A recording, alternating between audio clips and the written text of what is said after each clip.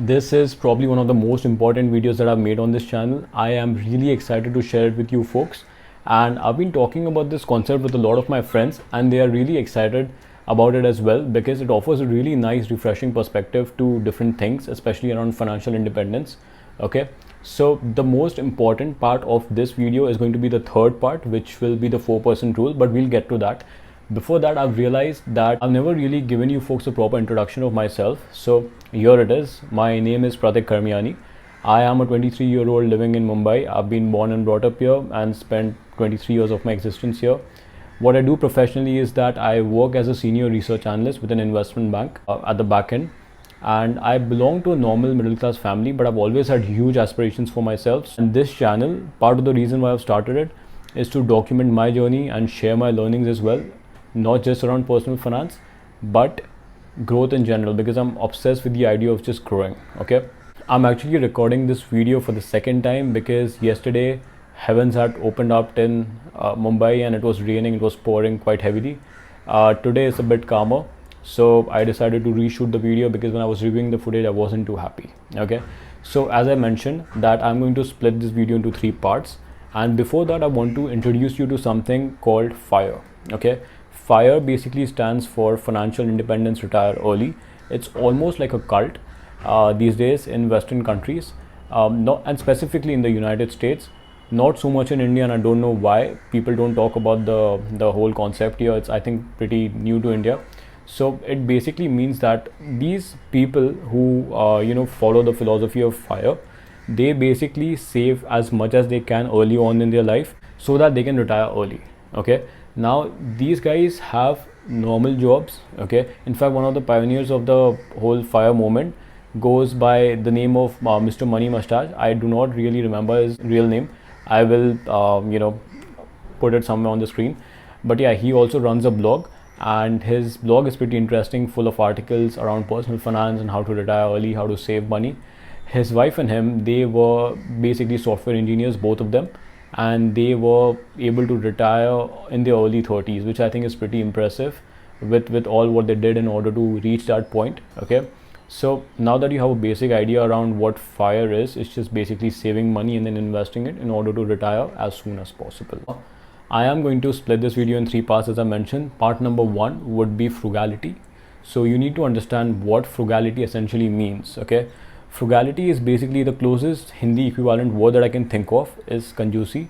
So whenever you try to save money, wherever there's a chance, wherever there's an opening to save money, that is called being frugal. Okay, so for example, if you have 2 alternatives, alternative A and B, alternative A makes you look good in front of people and it does the job, but alternative B, being a little less expensive, probably does not have a really brand an established brand image, but it still does the job, and you go for option B, is when you can consider yourself to be a frugal person. Like, you don't care about what people think, all you care about is just saving money. Okay, I think that's it comes down to personal perspective, but if you want to retire early, you really have to cut down your expenses. Now, I've also read articles around people, especially in the United States, who basically sold their cars in order to replace it with a bicycle, and also get rid of their gym memberships and whatnot in order to save money. So that's just like pushing limits. Okay, so being frugal is that wherever there's a snowball's chance in hell to save money, you go for it.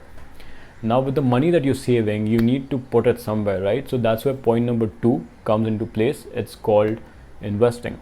Investing is a pretty daunting word for a lot of people because they might belong to other fields, but so are these people in FIRE. They are not all money experts, they just want to retire early.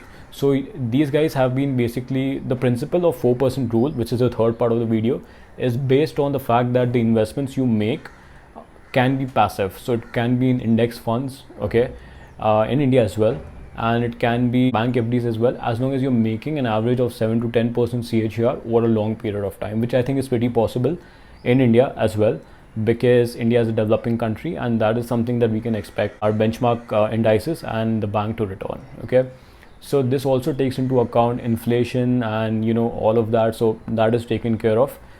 Okay, so investment, just invest as much as you can. It could be passive sources of investment. If you are an active investor, meaning if you are aware about what you're doing, then you can also make some more risky investments. And now point number 3, which I am very excited to share, is called the 4% rule. Now what the 4% rule basically states is that you take your annual expenses and you multiply that by 25. Okay, the number that you get is the amount that you need in order to retire. So if you achieve that corpus, you are set. You can basically retire that day. You don't have to work a day in your life. Okay, it basically just translates to that corpus. If you withdraw 4% from it every single year, you will be set, because on that corpus you're also making money via investments, so you'll be set for life. Now obviously there are different variables. Your expenses might change over time, your savings might change over time. So the 4% rule essentially gives you a rough estimate of how many years from now will you be able to retire, which I think is amazing. The rule basically suggests that if this is your annual expenses, this is how much you need to collect, and so taking into consideration your savings, this is how long it will take for you to retire. Now I know it sounds like a lot maybe, so I'm going to pull up my whiteboard and quickly show you the calculations. Okay, hi. So this is just going to be a rough estimate, an example of how I plan to retire. Now the numbers that I take here are very rough estimates, and obviously things might change over the years when I start making more money, which I'm sure I will. So numbers will change accordingly, but this is just to give me a rough estimate. All right. So let's say that my expenses per month are 30,000. They're actually not even close to that, but let's just take that for an example. Okay, so if I am spending 30,000 rupees per month and I spend that for 12 months, my annual expense would be 3,60,000. Now again, I don't even spend close to 30k because I live with my parents. Okay, so let's say 3,60,000 is what I spend in a year. Now my corpus that I need to really collect would be 3,60,000, excuse my bad handwriting, into 25, which would come to 90 lakhs. Okay, so what it basically means is that as long as I have 90 lakh rupees saved and invested, I am set for life. I can basically retire once I have 90 lakhs invested. Okay, now in order to build a corpus of 90 lakhs, I'll have to save a particular amount of money per month in order to determine that when I'll be able to retire. Okay, so let's assume that my monthly savings is around 35k. Okay, which is actually very close to how much I end up saving per month, around 35k. Sometimes it's more, sometimes it's less, depending on my expenses as well as other things. So at the moment it is around 35k. So let's take an example of that. Now 35k into 12 would be, I'm able to save around 4,20,000 per year.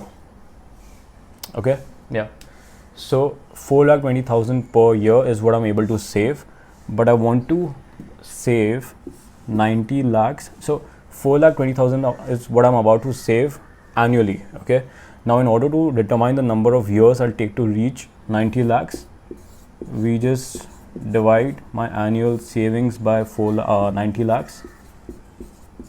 So this would come to somewhere it would come to 21 point something. So let's take 22. Okay, so it will take me 22 years. Okay, to save 90 lakhs. Now I am 23 years old, so 23 plus 22 is 45. So if this is a rough estimate, okay, all things considered, my expenses will definitely be more than 30,000 at one point, but so will my saving be more than 35,000 because I'm only 23 now. So all in all, rough estimate, I'll be able to retire by the age of 45 according to this example. So you can accordingly take just conduct this for yourself. It's quite easy. Just take your expenses, multiply that by 12, you get your annual expenses. You multiply that by 25 in order to get your corpus that you need to collect, and divide that by the amount of savings that you can make in a year.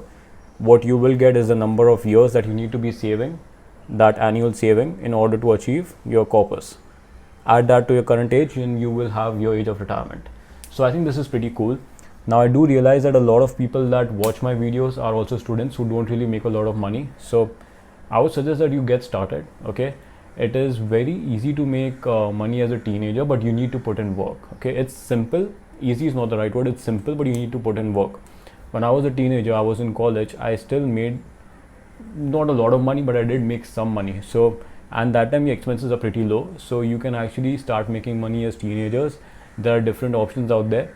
I will make a video around how to make money online as teenagers as well as offline. Offline is difficult these days because of the whole COVID-19 thing. But yeah, so wherever you are in your life, you can get started with this. Also, if you are comfortable sharing, then I would ask you to comment down below how many years are left for you until you retire. So I think that will be pretty cool to look at. But in any case, if you don't want to share that, but I would highly suggest that you do run this calculation for yourself, because I think it's important for everyone to have at least a rough estimate of how many years they need to work before they can actually do something they really like. And by the way, guys, my idea of retirement isn't just sitting at home and chilling. It is when you don't go to work for money, but you go there for fun. That is the kind of work that you want to do. But not always can you sustain on that kind of work. So first you want to be financially free, and then you can pursue your passion or whatever interest that you may have in your life. You might want to go travel the world. You might want to start a business either. So you can also make money post retirement, but then you don't really need to make money. You can sustain your lifestyle without basically doing business, but you can still opt to do business. So that is what I want to do. I would like to retire soon, and then I can basically pursue my interests. I've always been a very entrepreneurial person.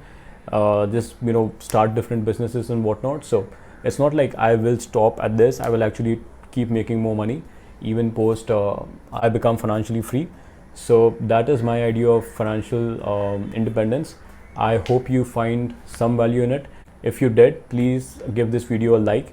It actually makes my day, puts a smile on my face. And thank you so much for the lovely supportive comments that I've been receiving on my videos. I really appreciate that. I'm super happy that I'm able to add value to you folks. It's just amazing, right? So yeah, if you're not subscribed already, do subscribe to my channel. Also leave a comment if you have any questions so that I can get back to you with answers. And thank you so much for watching. Cheers.